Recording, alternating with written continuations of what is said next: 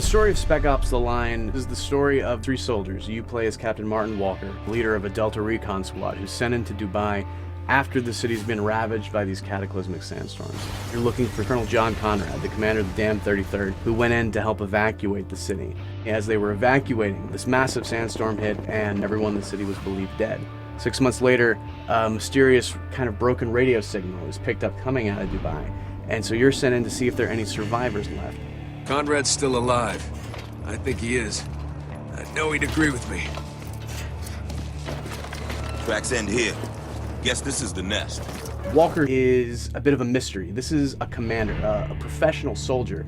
He has to keep this little bit of emotional distance from Lieutenant Adams and Sergeant Lugo, your squad mates, because he has to sometimes give them orders where they are going to possibly go to their death. Gotta be smart about this. Okay, Ghoul's right there and I got a clean shot. You open fire now, the civilians are dead. Does that mean nothing to you? Lieutenant Adams is Walker's second in command. He is also the demolition expert and the heavy gunner for your squad. Sergeant Lugo, on the other hand, is a rookie. This is his first mission as a Delta operator. The relationship between him and Walker and him and Adams is going to be very different and evolve differently throughout the game.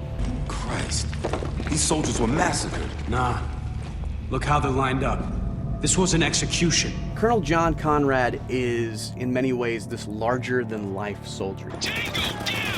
This is a man who is both a brilliant strategist, but also the best example of a soldier that he can possibly be. Cover me! I'm reloading! The characters in Spec Ops are not static. These are not going to be the same people that you meet at the beginning of the game by the time you reach the end of the game. Begin.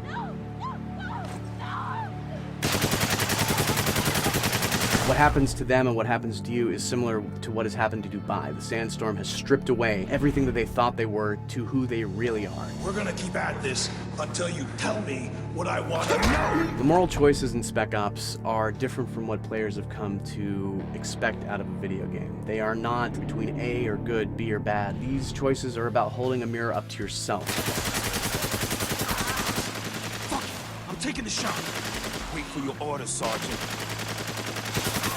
We chose to set Spec Ops in Dubai for 2 reasons. One, this is not meant to be a game about global conflicts. You are not fighting other nations, you are not fighting terrorists with a nuke. So we didn't want people to be thinking about any conflicts that are currently happening or maybe have happened in the recent past. Also, Dubai is a metaphor in a lot of ways for what the player and the characters are experiencing. This is a city where there should not have been a city, but men with money and power just came in and said, I'm going to build whatever I want. And then the sandstorms came, the desert retook it, and nature said, no, just because you want to do this does not mean it can happen, does not mean it should happen. The CIA doesn't start when you can't finish. Well, now's the time to prove it, because I'm not telling you shit. No! What the hell?